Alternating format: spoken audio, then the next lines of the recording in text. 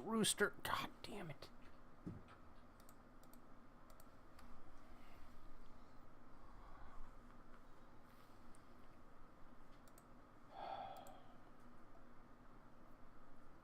This broadcast is inappropriate for all ages right here on hashtag WeAreMovieClub. It's time for Scary Movie Squad. Salutations, I am Camera and I am conversation ready. I am also apparently having camera issues. What the buck?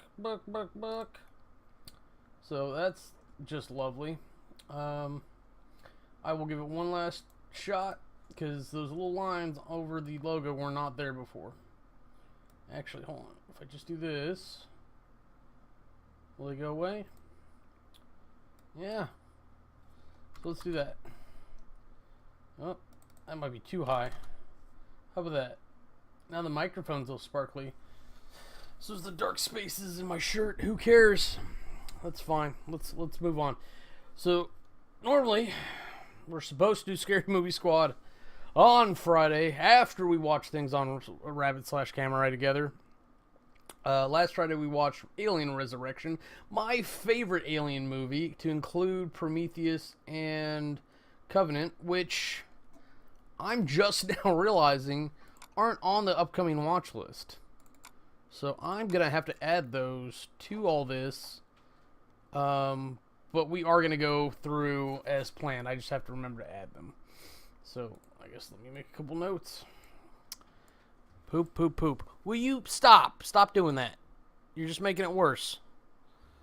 One of my cats threw up, and the other one's trying to help him cover it up with the blanket. And now that blanket's all sorts of gross. I'm going to have to wash it. Regardless. So I will go over there and do that. His timing was impeccable. It was like right as we started. Prometheus. Not that I don't like those movies. I just have to remember that there's things that we gotta eventually look at. Because I'm trying to do the whole franchise, and it's a big franchise. Because it does not only includes Alien, the Alien franchise itself, but it includes the Predator franchise, which is where we're gonna go next week. We're gonna go knock out the Predators and then circle back to everything else, or at least the Predators. Because let's see, what do we got on here? And then I got the next franchise lined up, but that's only a trilogy, if that. So cool. Like I said, this is my favorite Alien movie, and it's probably one like a lot of traditional Alien fans don't like, because it varies quite a bit. It's not nearly a scary movie as much as it is a sci-fi movie. I like creature features. Alien is very much on par with Jaws. You don't see the alien a whole lot until the end of the movie, and then the pressure's on, because at that point it's the suspense of it all, and that's what was supposed to be powerful in Jaws, given that they couldn't get the shark to work. And in this, it's there's a thing, or it's like you go from like, oh, there's nothing, because why would there be, to oh my god, there's a thing, and then the thing changes. So eventually you don't know what it is, and then you have to do that rediscovery so that you have the fear set and the suspense, and then eventually it just becomes pressure, like probably what we're more used to in horror movies. Then second movie, they're already entrenched, I think is the way you would describe that. And then the third movie, you're watching the process of them trying to start the entrenchment in a place where no one can stop them. So in this one, we actually have cool mercs, people who can actually fight like we did in Aliens. So if it's comparative to any other Alien movie up to this point anyways, I would say it's Aliens. So it deviates in all the way from the original movie in all the ways that the traditional fans hate that Aliens did. Because there's a group of people out there that think that Aliens ruined Alien, or ruined the franchise right out of the gate. However you want to say that. And I embrace the weirdness of this movie, because it is goofy, it is funny, as much as it is anything else. It's filled with action, and I think a decent amount of suspense, and just the most ridiculous premise in the world.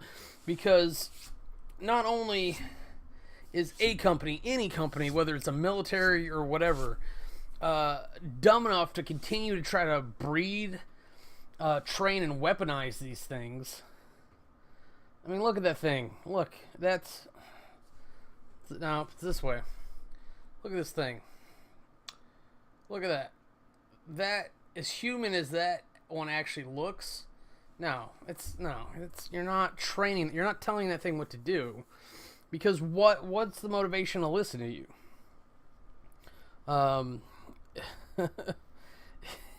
It would work in a limited fashion, and I think they express like the idea that like, oh, we can nitrate freeze them and they'll respond.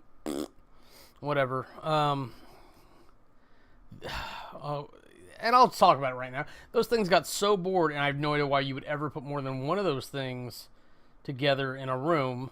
But they were so bored that they decided to pick at each other, and then like the weakest one got ate, so that they could eat through the floor and escape. Now, that only would have been 2 of them.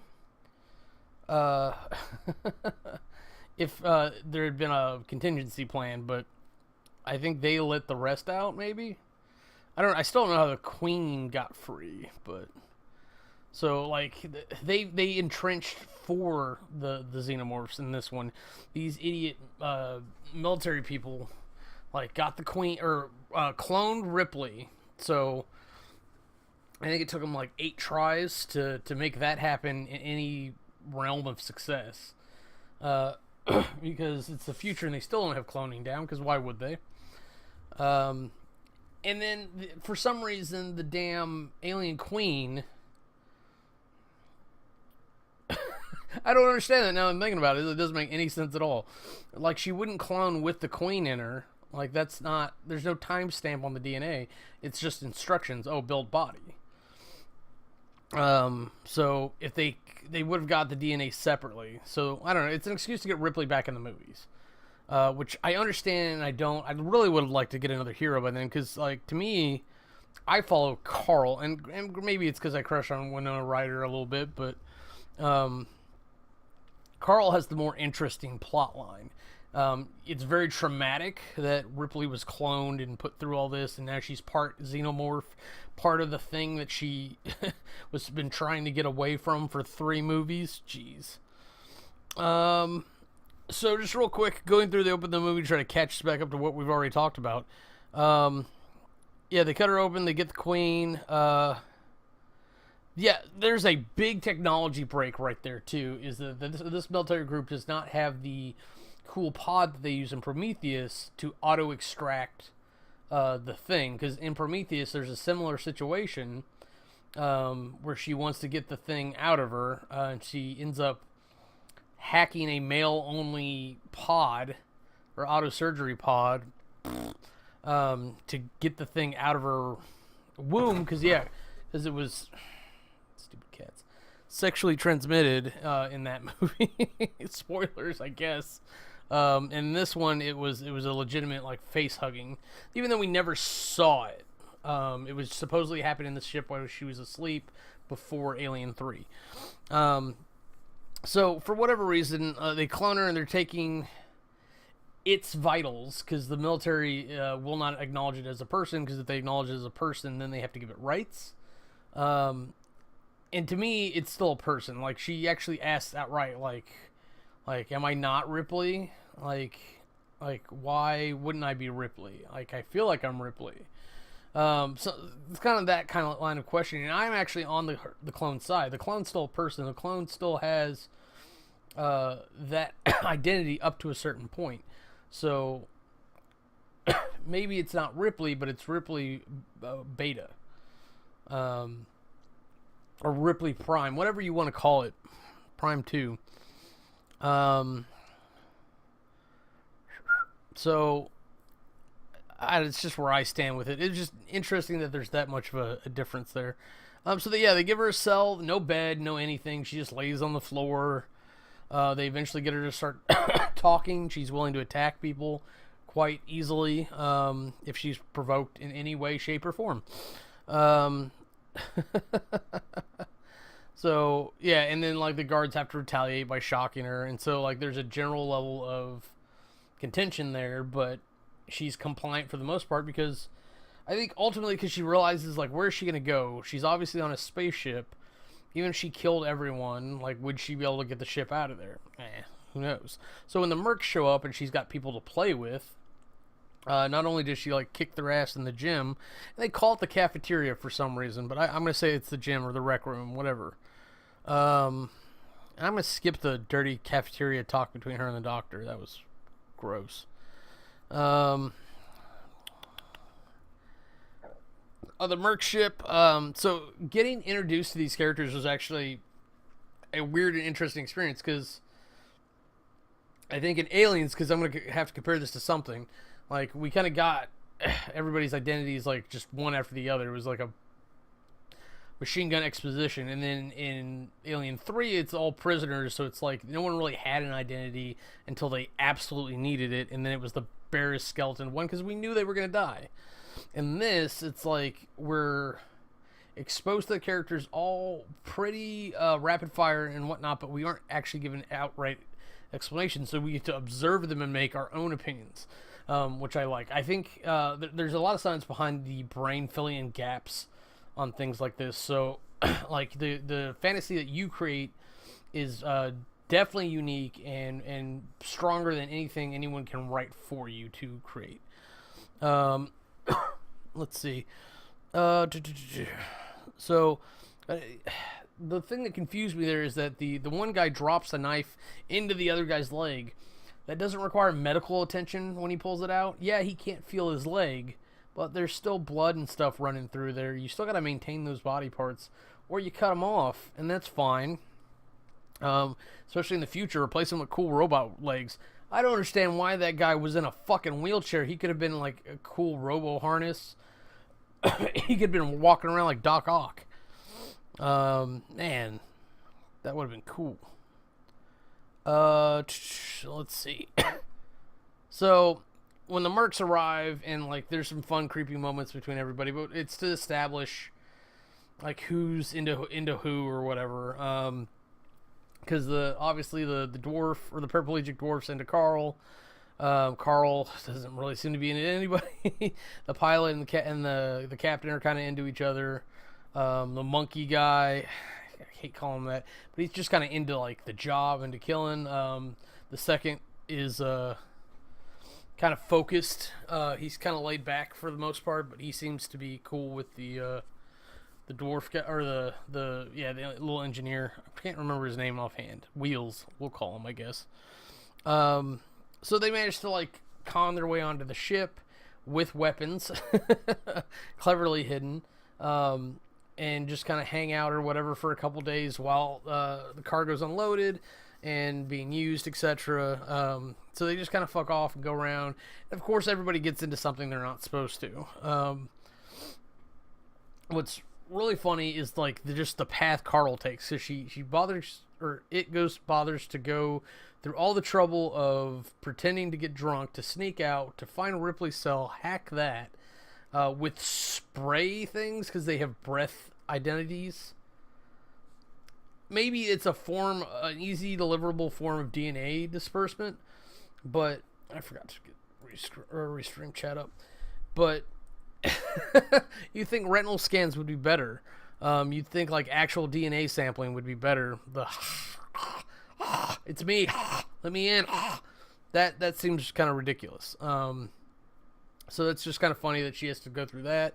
And she goes through, like, all this bither and bother about offering to kill Ripley as a relief. And I think Ripley's almost doubtful that it could happen. Like, she might think she's immortal for whatever reason. And that's a really interesting idea all on its own. Like, could Ripley die this time? I'm pretty sure she could. I think it'd be very hard to pull off at this point. To the point, she takes her hand and throws it on the knife, and her blood starts eating away at the metal. So she definitely has some upgrades, along with the ass kicking that she gave the rest of the crew on her own. But of course, eventually this is just the inevitable doom. The scientists start fucking with the aliens. The aliens end up finding a way out. Like I mentioned earlier, they end up chewing one of them, and then the acid blood eats through the metal, and they escape through that hole. And of course, anyone who goes in there to investigate gets killed, because why wouldn't they? One of them actually uses the nitrate button, which is supposed to show us how clever and smart they are, and I totally get that. But it's just really funny to see, like, something that's presented as an animal, even if I know that it's sentient intelligence, or it has a hive mind intelligence. It's very unclear on, like, what actually the case is, but it's got sentient equivalent intelligence at least, even if it's not sentient itself. It's not non-hostile long enough for us to actually figure that out. But the queen definitely is sentient, so I will concede to stop talking about that at least.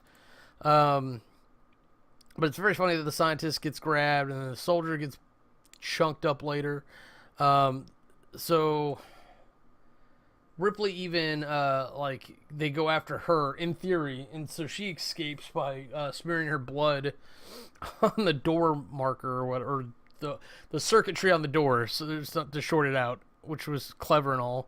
But as soon as like word goes round that the aliens have started to escape, of course the military is like evacuate ship, like evacuate and I assume destroy the ship. Yeah, there's safety protocols to bring it back to Earth for some reason, which is pretty dumb. It's probably the last place that you want to bring it is Terra. It should have been to blow the ship or crash it, which they try to do both. Only one works. Or one starts working is what I meant. So what's cool is the guy in the wheelchair, like his little sneak weapon in was like this junk shotgun that he pieced together, like just from unassuming parts. I thought that was really interesting. Of course, if he's a spaceship engineer, it should be, right? So of course, with all the alarms going off and everything, the mercs group up. Ripley ends up finding them shortly after the leader's killed, and they have this whole moment, and the pilot lady's freaking out because he killed my boyfriend. What's weird about that is that he gets yanked through the floor, right? And they get to him just in time to grab onto him to stop them from pulling it, and of course he's dead already. Like they mouth shoot through his chest or whatever from underneath. But they just kill him. They don't eat him. They don't bring him back for food for someone else to eat. They don't grab him to be a host like they do for some of the other people. It's just really weird. It's like, why was that guy chosen to just die on the spot? And maybe it's because the plot needed it. Maybe. So it's without the leader, the mercs are kind of on their own. At this point, all the military's been either dead or they escaped through escape pods, which is a little curious, honestly. So I think it's down to like just the military doctor guy. I think he's the only one that's really left at this point. This cute little moment that happens is like Carl's all up in arms against Ripley, like being alive in the first place, one, two, being trustworthy enough to help. And Ripley rips one of the second mouths out of the alien and hands it to her. It's like, don't you want a trophy? And it's like, I don't know. I thought it was a special moment. It was a nice little bonding, shared moment, if you will. So the second takes charge. They try to get him out of there. They're going through all the tech tunnels, and they keep taking these weird little picnics to like figure things out and address the situation. Do a sit rep and like evaluate retaliatory actions, which is really cool to see that. And it's maybe one of the reasons why I like this movie so much is that they're actually considering the strategy involved, being that they are fucked. That part is pretty evident from the get-go. So it's all about minimizing loss. So they're trying to evaluate the best chance of survival and go with that, knowing that like they're probably not all going to make it out of there.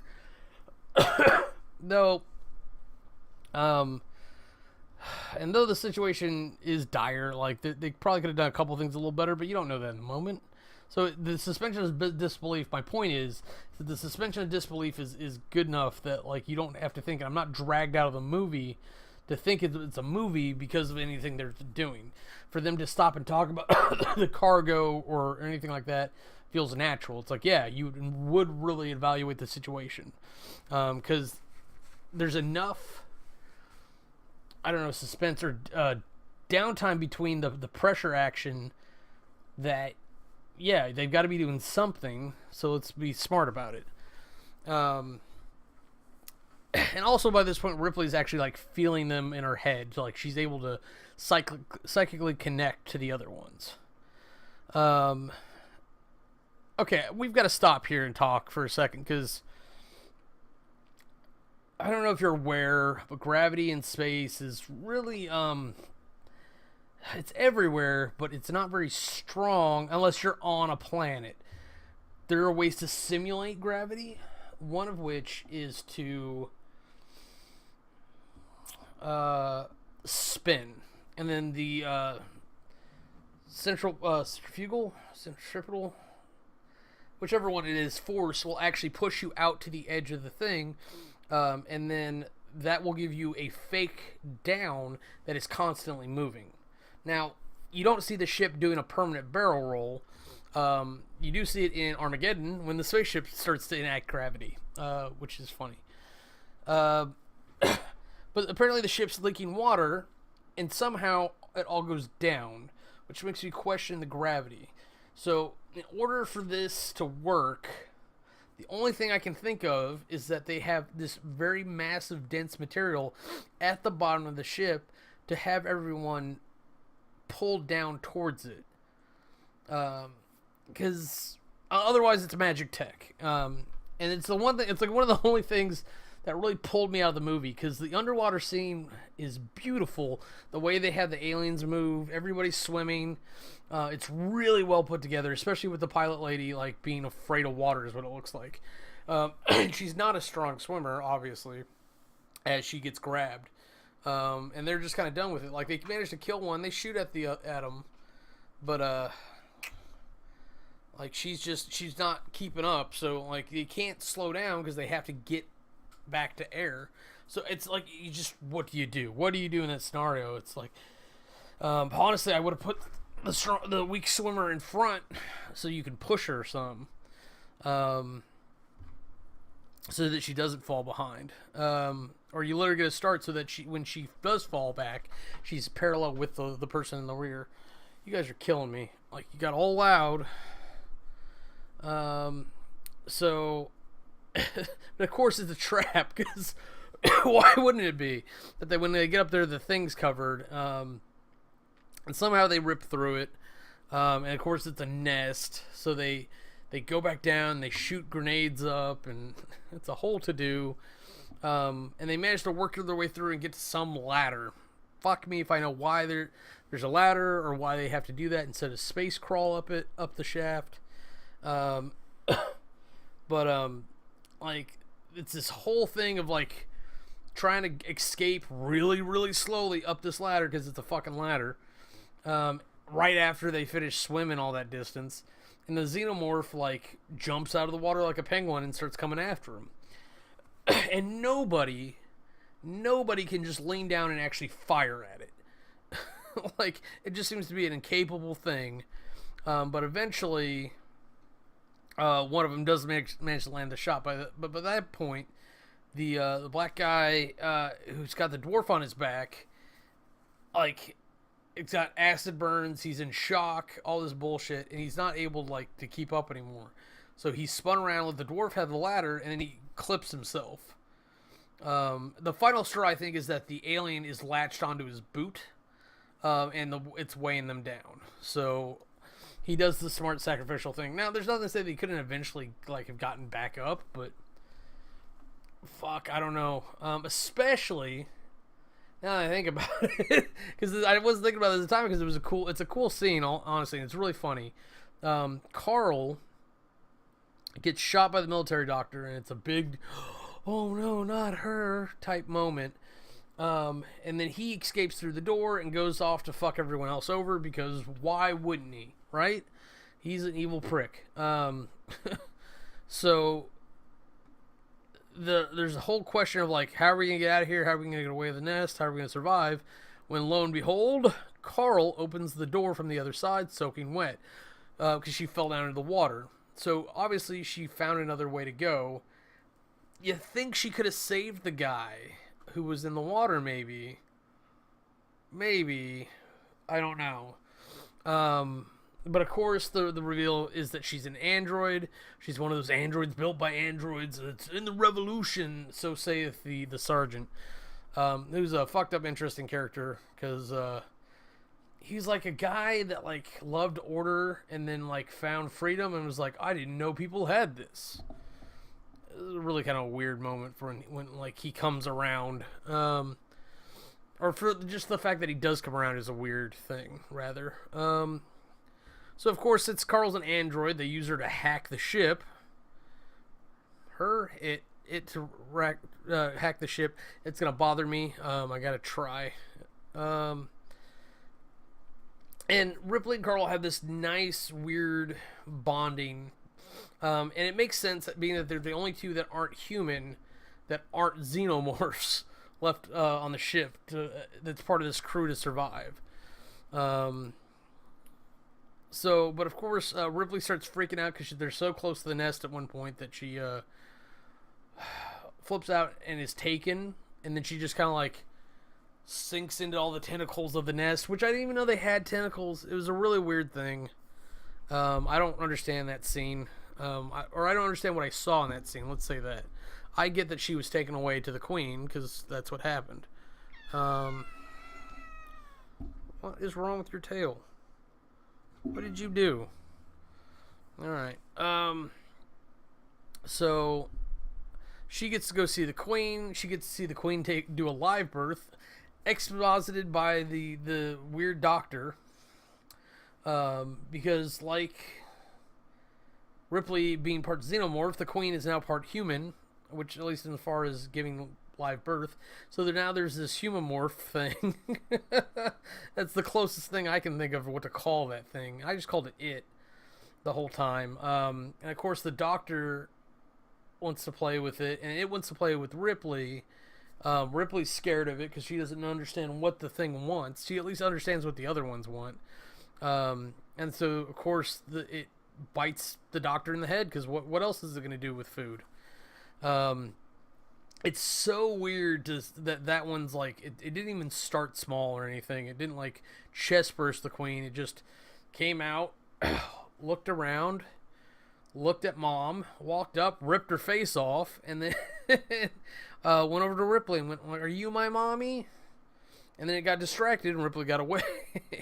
So of course it chases Ripley all the way to the Betty, because at this point Carl's managed to open up a pathway to the Betty, get the ship started, and even lock down and call attention to the military doctor fuckhead guy. So he of course sneaks his way on the ship because he's a smart dude, and that's what he's gonna do when it comes down to it. Now, what was I gonna say? So I don't know, like it's a weird series of events because at this point they have picked up one of the original cargos, who has an alien in his chest, who the whole time is acting like me. It's like, what's going on? What's inside me? What's inside me? You can't tease somebody like that. Tell them something's inside them and then not explain the rest of it. I'm just saying. So it becomes this whole thing, this whole prisoner exchange nonsense,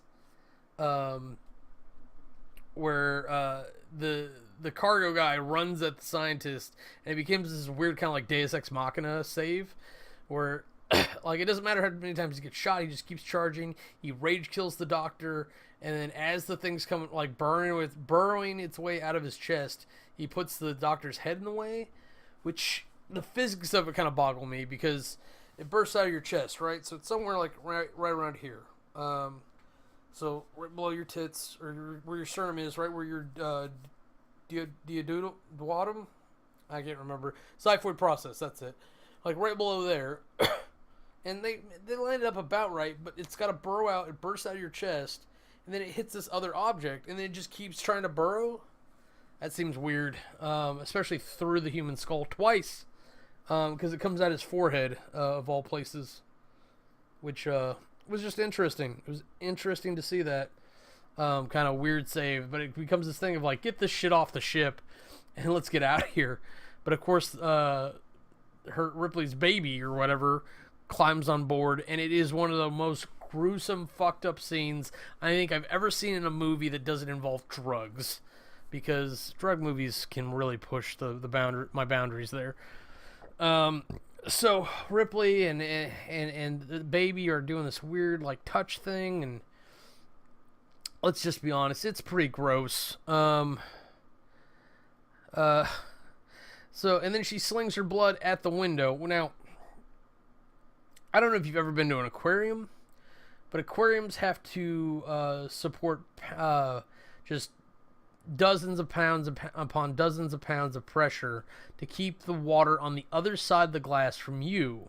So that glass is pretty thick for the most part. All Ripley does is sling a little bit of her blood at it, and it eats through the glass and creates a tiny hole in the glass to the atmosphere of space. So, in the same principle, that glass should be pretty strong and sturdy, enough so that this blood should do this. It's one of the few things that did take me out of the movie, like when I finally thought about it. I'll be honest, didn't take me out of the movie for long, because you're like, wait, how did that happen? Thunk, and the alien baby thing, like the human morph gets sucked up against that hole. And for whatever reason, they seem to have like airtight skin, which is a weird thing to have. So instead of like being sucked through the hole little by little at top to bottom, like its feet suck up into it.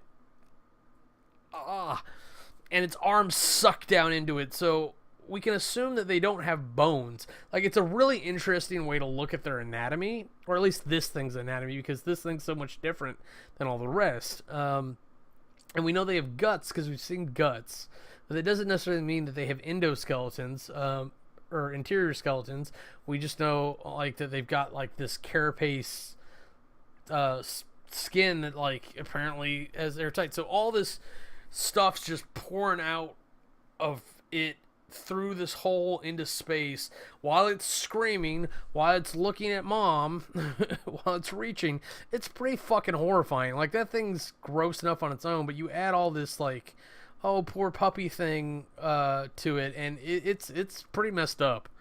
I'll be honest. Trigger warning before you watch that shit. And then like we go through all that, and I'm assuming they put like a plate or something over it, because that's how I've been taught you fix hull breaches. And they make it back to Terra, and Terra looks like shit. It looks like Wally's about to start up. Like, by and large, he's right around on the other side of the planet, like, just having Wally's, like, take care of shit. I think they ended up in Europe when they landed, and I think they crashed the main ship into North America. I could be wrong. But, which is kind of a weird, funny bit of, like, hey, movies killed America. Or something. I don't know what message you would want to send with that. But like I said, by far my favorite Alien movie, for sure. Just because it's weird and goofy. It came out when I was in high school, my formative years. So it was really good to go back and watch this. And I've done it before, under like an eye of like actually being able to analyze it a little bit. Now, granted, in the chat room, I get distracted sometimes because I think I had a couple of moments where I lost track. But I managed to get a review up. Oh, I think I did. Yeah, I did. So yay! Why do I have? Oh, that's for the review. So other things we managed to watch: Jersey Girl and Guardians of the Galaxy 2 this weekend.